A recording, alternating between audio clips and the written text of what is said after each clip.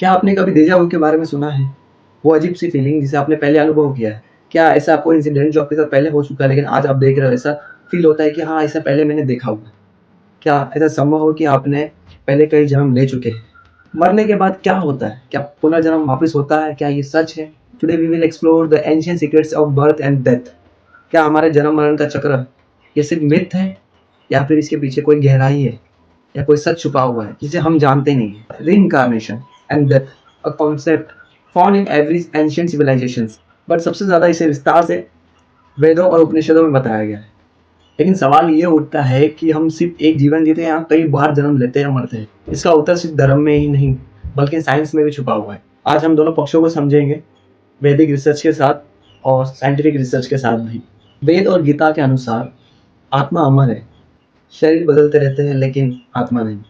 भगवद गीता दूसरा अध्याय 22वां श्लोक में इसमें बताया गया, इस प्रकार मनुष्य अपने पुराने वस्त्रों को त्याग कर नए वस्त्र धारण करता है, उसी तरह आत्मा अपने पुराने शरीर को छोड़कर नए शरीर धारण करता है।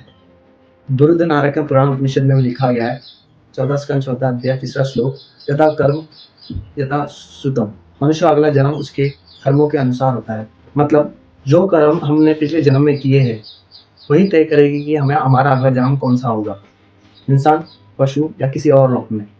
लेकिन क्या पुनर्जन्म या रीबर्थ कोई वैज्ञानिक प्रमाण भी है इसका?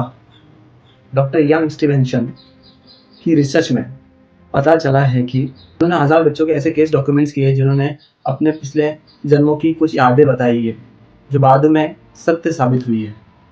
डेजू और पास्ट लाइफ रेडिएशन थेरेपी में पता चला है कि कई लोग कहते हैं कि उनके अनजानी जगहों पर जाने पर भी वहाँ की जानकारी होने की पहले से ही नॉलेज होती है।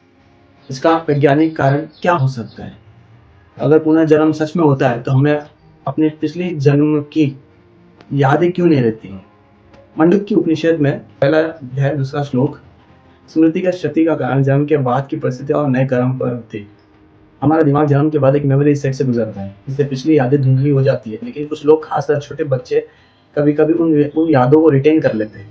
तो सबसे बड़ा सवाल ये है कि हम अगले जन्म में इंसानी बनेंगे या कुछ और?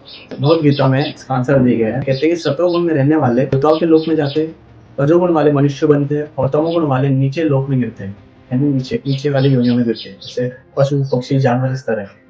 जो जैसा कर्म करता है वैसा ही उसका भविष्य बनता है।